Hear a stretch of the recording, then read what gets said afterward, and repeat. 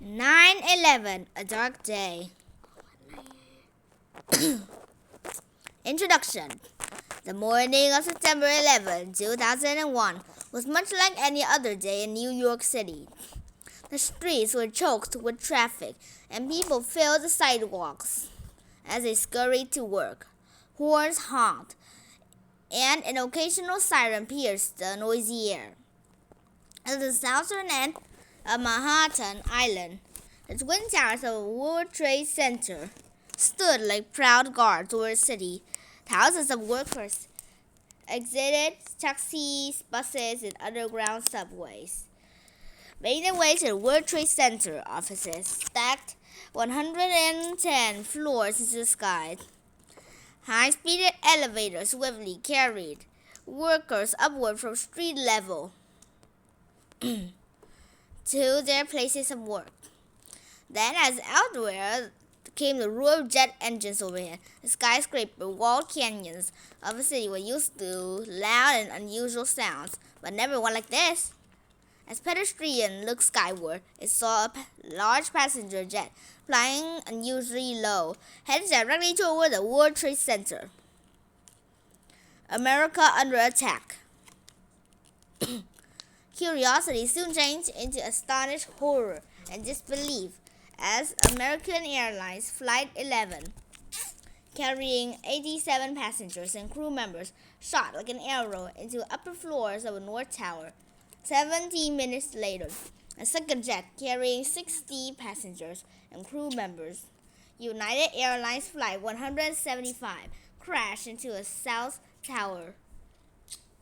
Each crash was immediately followed by an enormous explosion as a jet filled with fuel erupted into gigantic fireballs. Not long after, as Americans were getting news of the Twin Tower tragedy, reports of another passenger jet crashing into the Pentagon, located across the Potomac River from Washington, D.C. The Pentagon, which houses office of the United States military, immediately caught fire. All 59 passengers and crew members aboard the plane were killed.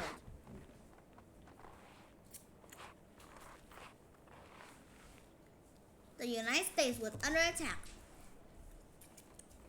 It was now clear that these planes had been hijacked and intentionally used as missiles to destroy American landmarks. No one knew yet who others were still out there. How many planes had been hijacked? Perhaps others were still out there.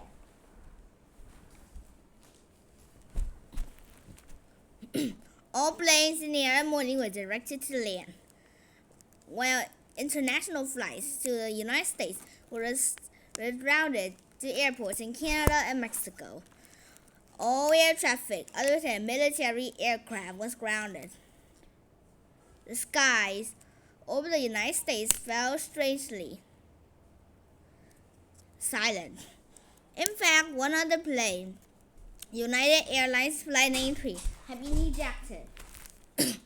Using cell phones, passengers aboard the plane learned from friends and relatives on ground that 3 other hijacked planes had been flown to the Twin Towers in the Pentagon. Determined not to let their plane be used as a weapon, passengers and crew mounted a counterattack against the hijackers. In response, the hijackers rolled the plane over. At 10:03, it crashed into the ground outside Shanksville, Pennsylvania. Many believe the hijackers' target was either the United States Capitol or the White House, both located in Washington, D.C. A brave passengers and crew stopped that attack. All 40 of them died.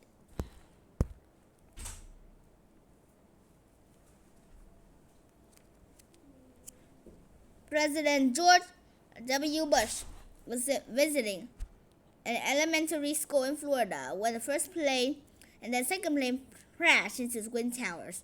He was soon hustled onto a special plane and escorted to the air with 6 fighter jets. Back at the White House, he gave a 5-minute television speech to the nation in which he said, "These acts shatter steel, but they cannot dent the steel of American resolve. American Airlines 11 Catch-Go flight, Boston Logan International Airplane to Los Angeles International Airport, departed at 7:59 a.m. Crash World Trade Center North at 8:45 a.m. United Airlines 175 scheduled flight, Boston Logan International Airport to Los Angeles International Airport.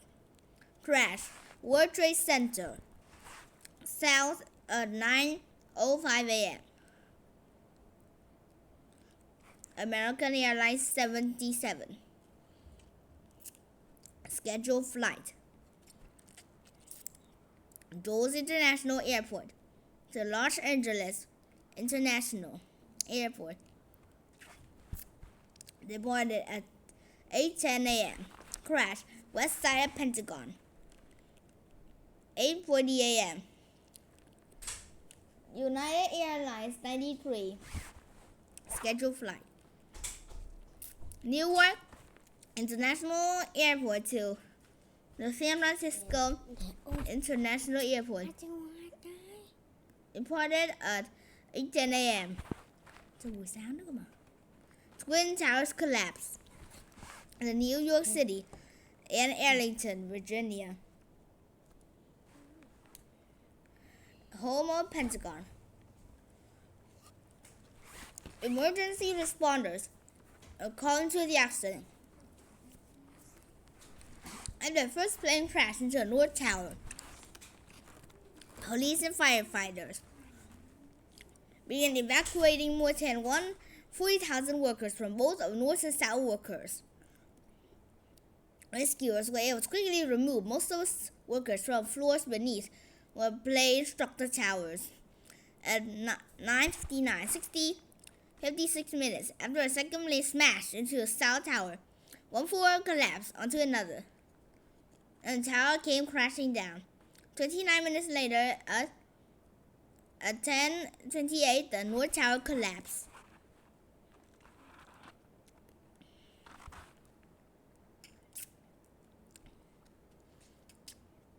Debris from the two towers damaged surrounding buildings and set fire,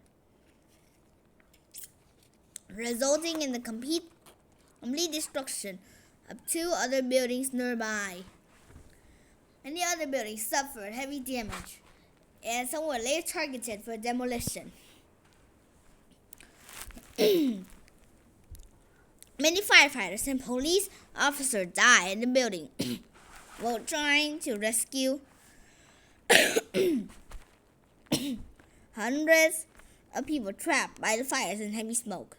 A total of 2,753 victims died as a result of the attack on Twin Towers. They include citizens of more than 75 countries, both young and old. Even after the attack on the World Trade Center, the official death toll continues to increase as people die from lung conditions and other diseases brought on by the destruction. Total number of victims who died as a result of 9/11 attacks. World Trade Center, 2,753. Pentagon, 184. Shanksville, PA, 40. The heroes. From this terrible tragedy emerged thousands of heroes. They include firefighters, police officers, emergency medical workers, ordinary citizens, office workers, iron workers, and others who went to work removing the rubble and searching for victims. Some of these heroes made a great sacrifice by giving up their lives while trying to save others. The heaviest toll for emergency responders was paid by the New York Fire Department, which lost 341 firefighters and 2 paramedics, who died when they were trapped inside the collapsing Twin Towers. When officials realized the towers were unstable, they attempted to order the rescuers who had entered the tower to evacuate. But faulty communication systems and all the chaos prevented the message from searching the rescuers. A total of 60 police officers also lost their lives, as well as 8 emergency medical responders from private companies. Probably no story of heroism was more compelling than that of the dozens of victims aboard United Flight 93. The courage of those passengers and crew members prevented Flight 93 from destroying another target and taking more lives. No one will ever know exactly what happened, but we do know those passengers were heroes.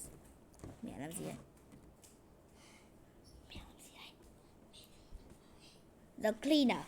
Immediately after the collapse of the Twin Towers on 9/11, workers began searching through and removing smoking rubble in search of survivors and victims. The site became known as Ground Zero at the Pentagon. Similar efforts were taking place to remove debris from the damaged building and search for the bodies of the victims. Rubble from the Pentagon was cleared and the building was repaired within a year. A memorial built next to the Pentagon building opened to the public exactly 7 years after the attack. A cleanup of World Trade Center took much longer. An army of ironworkers, heavy equipment operators, and other workers labored around the clock. They cut apart, tangled, and twisted steel and hauled it away from the site.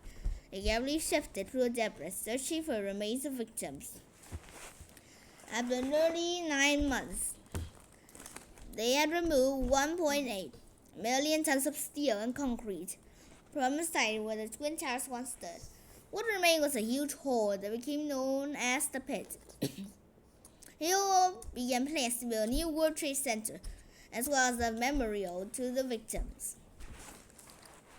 In Shanksville, Pennsylvania, people quickly cleared away the wreckage.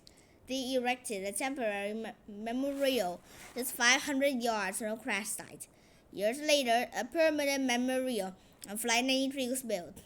The Memorial Plaza includes a black granite walkway where visitors can follow part of the flight path along the wall of names. The wall is made of 40 marble panels and are inscribed with the names of passengers and crew. Who was responsible? Who was behind the deadly surprise attack? Suspicions quickly fell upon an organization of terrorists known as Al-Qaeda. This group formed about 20 years prior to the attacks, when Afghanistan was being invaded by what was then the Soviet Union. At that time, the United States sent money and other support to many resistance groups hoping to prevent the invasion. It created a civil war within Afghanistan, which in turn allowed Al-Qaeda to form and grow. By 2001, Al-Qaeda's purpose was to rid the Middle East of influence in the United States and Western Europe. A few hours after the attacks, the FBI released the name of 19 men suspected of hijacking the planes. Authorities a suitcase of the hijackers' leader, which contained the names of all 19 hijackers, along with other important evidence. Before the end of the day, investigators also discovered Evidence that pointed to Al-Qaeda leader Osama bin Laden was the man behind the attacks. A swift response immediately following the September 11 attacks. The U.S. military began preparing plans to seek out those responsible. Although none of the men who hijacked the planes were Afghan, Al-Qaeda's operations were based in Afghanistan. Less than a month after September 11, the United States and its allies began bombing suspected Al-Qaeda's camps in Afghanistan. Attacks were also carried out against the ruling Taliban, a fundamentalist Muslim group. Some of those members provided safe spots for Al-Qaeda within the borders of Afghanistan. President Bush and Congress passed the Homeland Security Act of 2002, which created a new government department, the Department of Homeland Security. Congress also passed a USA Patriot Act to help find, arrest, and prosecute terrorists. The Patriot Act allowed the government to listen in on phone calls, read email, and track U.S. citizens' online activity. Some people criticize it as a violation of personal freedoms. In March 2003, President Bush claimed that Iraq and its ruler Saddam Hussein were manufacturing very dangerous weapons of mass destruction. American troops invaded Iraq, and Saddam Hussein was executed. However, as proved, there were no weapons of mass destruction in Iraq. There was also no clear tie between Iraq and the 9/11 attack. In an attempt to prevent future attacks, the government tightened security among U.S. borders. Shifting ports and at U.S. airports. Other countries around the world took similar action. In many ways, life at 9/11 was not the same. More than 3 years, Al-Qaeda's leader Osama bin Laden denied any involvement in the attack. Finally, in 2004, bin Laden publicly claimed responsibility. He stated that the motive for the attacks was to punish the United States for stationing troops in the Middle Eastern countries during the 1991 Gulf War. It forced most of the countries of Israel. Islamophobia after 9/11. Shortly after 9/11, President Bush urged Americans to treat Muslims living in the United States with respect. However, in the following weeks, hate crimes against Muslims increased dramatically. According to the FBI, anti-Muslim hate crimes jumped from 28 incidents in 2000 to 481 in 2001. These hate crimes were caused to Islamophobia, a dislike or prejudice against Islam or Muslims. Muslims were harassed, physically assaulted, and even killed by other citizens. They were also more likely to be targeted in police stops and random searches. Mosques, Muslim places of worship, were vandalized. Even people of other religion, especially people in the Middle Eastern and South Asian descent, were persecuted.